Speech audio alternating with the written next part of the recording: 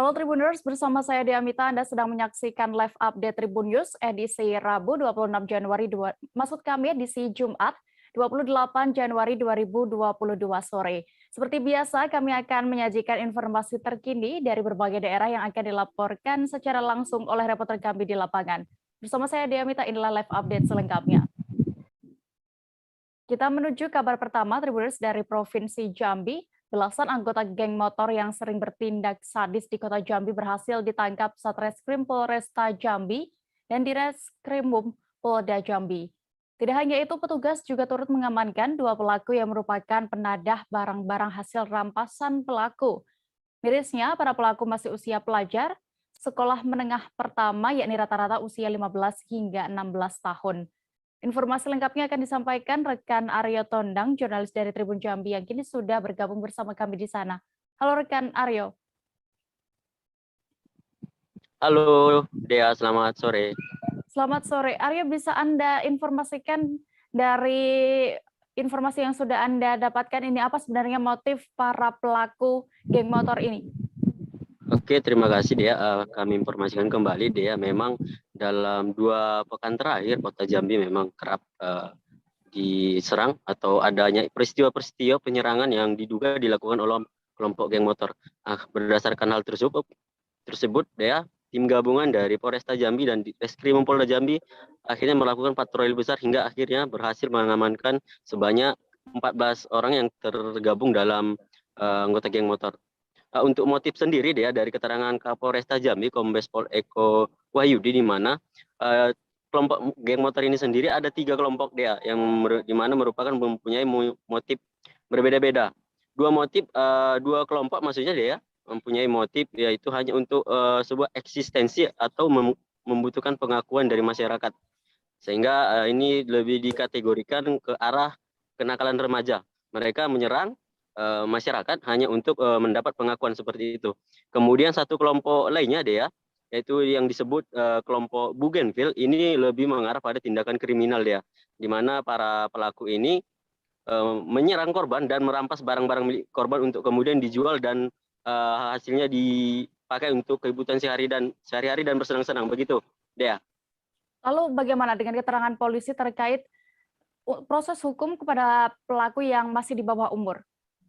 Baik, ini perlu juga kami sampaikan dia, di mana keterangan dari Kapolres, di mana para pelaku ini sebenarnya sudah berulang kali, bahkan ada beberapa pelaku yang sudah 3 kali diamankan, namun kembali membuat hal serupa. Mereka sudah dilakukan pembinaan, bahkan dibuat pernyataan di Mapolres yang didampingi oleh pihak keluarga orang tua, namun mereka justru kembali beraksi dengan tindakan yang lebih sadis begitu, sehingga memang pihak kepolisian secara resmi mengeluarkan surat perintah penahanan dan proses hukum untuk ke-14 pelaku ini tetap berjalan begitu, meski hanya pelakunya rata-rata di bawah umur begitu, Dea. Lalu apakah masih ada kemungkinan pelaku lain?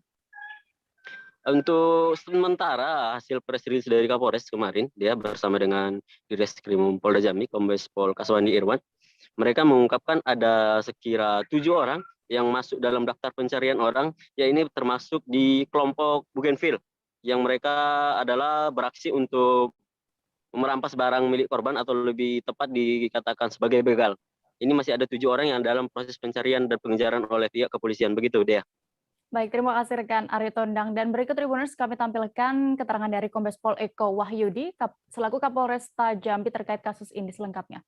Khususnya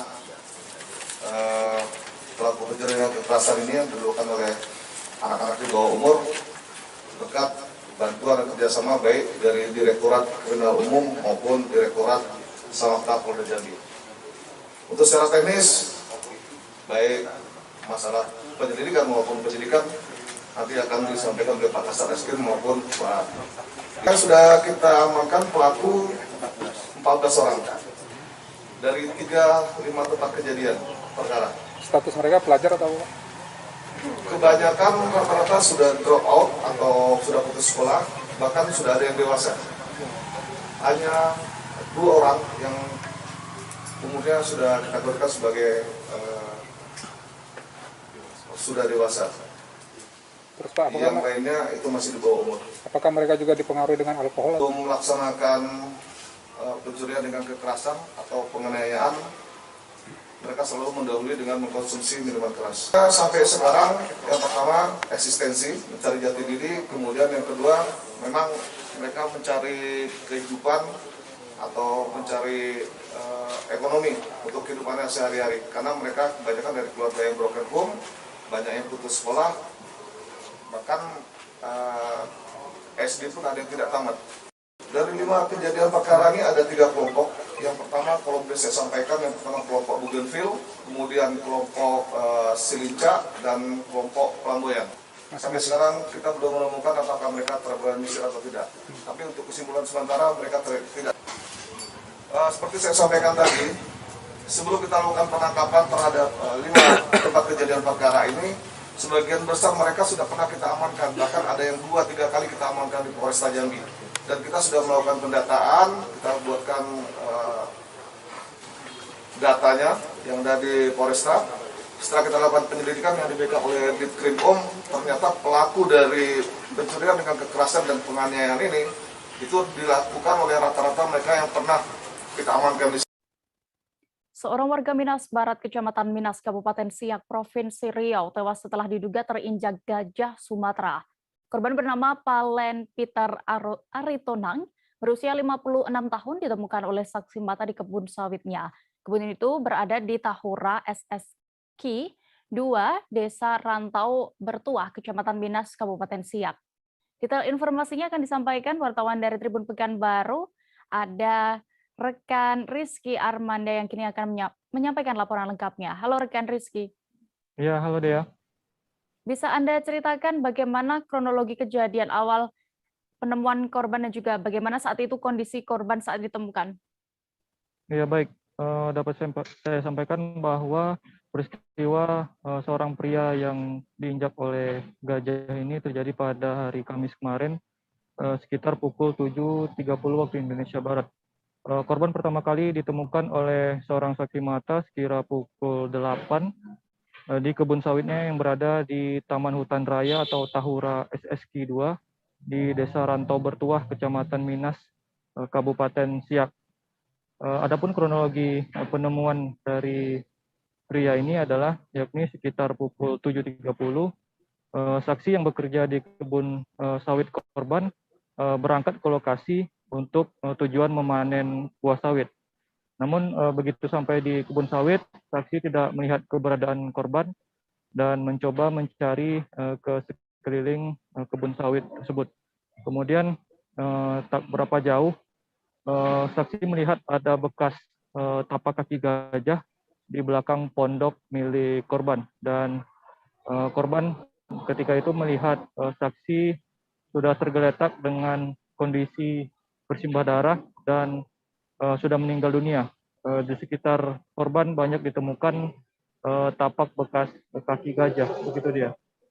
Baik Rizky, berarti karena dugaan bahwa korban ini tewas akibat diinjak gajah karena ada bekas tapakan kaki gajah tersebut. Lalu bagaimana tanggapan dari keluarga dan juga pihak BBKSDA Riau ataupun maksud kami terkait peristiwa ini? Iya, betul sekali dia bahwa indikasi korban tewas karena diinjak gajah memang karena banyak ditemukan bekas dari kaki satwa bongsor tersebut. Dan terkait peristiwa ini, tim dari BBKSDA Riau sudah melakukan cross-check ke lokasi dan mengecek kondisi jenazah korban dan juga menemui pihak keluarga dari korban ini. Dan saat itu pihak keluarga mengaku tidak mempermasalahkan soal korban yang meninggal akibat dipijak gajah, namun mereka hanya meminta agar pihak BBKSDA Riau turut menghadiri pemakaman dari korban ini yang rencananya akan dilaksanakan pada hari Sabtu 29 Januari 2022 besok hari, begitu. Baik. Dan Tribuners, rekan Rizky sudah melakukan wawancara bersama PLT Kepala BBKSDA Riau, Vivin Arfiana Jogasara. Berikut keterangan lengkapnya.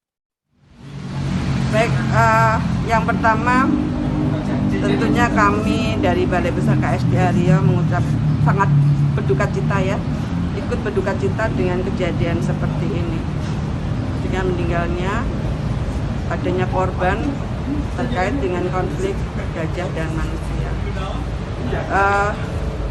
Berita ini diawali dengan informasi dari call center yang menyampaikan bahwa telah terjadi konflik dengan manusia yang membawa korban. Kemudian dari situ diinformasikan bahwa korban ditemukan oleh pekerja kebunnya pada hari ini tanggal 27 Januari 2020 sekitar jam 8 di kebun milik korban yang berada di dalam Tahura Sultan Syarif Qasim II, Desa Ranto Bertuah, Kecamatan Minas, Kabupaten Siak. Lokasi tersebut merupakan bagian dari daerah jelajah gajah. Korbannya seorang lelaki yang bernama Palen Peter Aritonang, usia 56 tahun. Kita menuju Aceh, Tribuners. Pengadilan Negeri Lok Sumawe kembali menggelar sidang permohonan suntik mati Nazarudin, seorang pemilik keramba di Waduk Pusong. Majelis Hakim memutuskan menolak permohonan tersebut. Sebelumnya pengajuan permohonan dilakukan melalui kuasa hukumnya, yakni Safarudin, Muhammad Zubir, dan Saputra. Untuk mengetahui lebih detailnya, sudah bergabung bersama kami rekan Zaki Mubarak, jurnalis dari Serambi News. Halo rekan Zaki. Ya, halo Dea. Rekan Zaki, bisa Anda laporkan dari informasi yang sudah Anda himpun, apakah ada upaya kasasi hukum dari permohonan ini? Ya, baik. Rekan Tribunus, selamat sore. Sebelumnya saya dapat informasikan bahwa kemarin Pengadilan Negeri Lok Sumawe telah memutuskan persidangan termohon Nazarudin, yaitu kasus eutanasia atau suntik mati yang diajukan oleh kuasa hukum Nazarudin. Nah, di mana hakim mengingat dan menimbang tidak adanya aturan dan atau dasar hukum yang mengatur tentang permohonan tersebut, maka mengatakan suntik mati itu melanggar hak asasi manusia karena sebagai upaya perbuatan menghilangkan nyawa seorang dan merupakan tindak pidana yang diancam hukuman maksimal 12 tahun penjara. Nah, setelah diputuskan, hakim menanyakan kepada kuasa hukum apakah ada pertanyaan yang akan diajukan setelah dilakukan penolakan kasus tersebut. Namun kuasa hukum meminta waktu untuk bermusyawarah dulu dengan pemohon. Nah, setelah itu pemohon juga kuasa hukumnya juga meminta kepada sejumlah nelayan yang hadir di situ untuk kembali ke lokasi keramba untuk berembuk dengan saudara Nazarudin. Nah, demikian dia. Lalu apa alasan hakim sehingga menolak permohonan suntik mati ini? Ya, dapat kami informasikan kembali dia berdasarkan yang telah dibacakan oleh hakim Majelis Hakim Tunggal, yaitu saudara hakim yaitu saudara Budi Sunanda. Dalam amaran permohonan termohon Nazarudin, beliau mempertimbangkan sebagaimana setelah mendapat petunjuk dari meminta pendapat kepada MPU Kota Lok Sumawe dan Majelis MPU Provinsi Aceh bahwa untuk permintaan suntik mati itu adalah dilarang dalam agama dan itu melanggar bertentangan dengan syariat Islam yang ada di Provinsi Aceh, sehingga majelis memutuskan bahwa perbuatan tersebut tidak boleh dilakukan dan ditolak.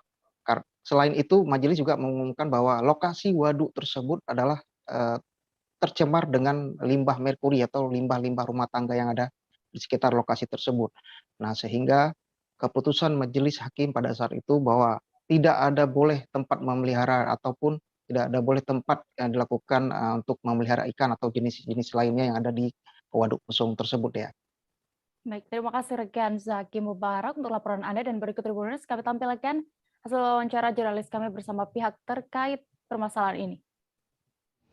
Itu upaya hukum kasasi dan ini kan diberikan waktu selama 14 hari. Nanti ini setelah ini kami akan coba bermusyawarah kembali dengan pemohon apakah langkah hukum yang tersedia seperti apa, misalnya apakah sudah cukup di sini atau kita ingin ajukan kasasi.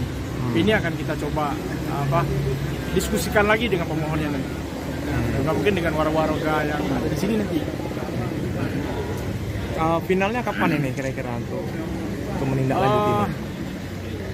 Final apa ini maksudnya? Ya, untuk menindaklanjuti kapan ini berakhir? Ini kan masih putusan di pengadilan negeri. Nah, ada waktu 14 hari kita ingin diberikan waktu untuk mengajukan kasasi. Nah, untuk mengajukan kasasi, kan langkah hukum selanjutnya nanti kami penasihat hukum ini ingin bermusyawarah dulu dengan pemohon dan mungkin warga masyarakat di sekitar waduk. Nah, seperti apa? Apakah kita mengajukan langkah hukum kasasi ke Mahkamah Agung atau kita sudah menerima putusan dari Pengadilan Negeri Lok Sumawe ini?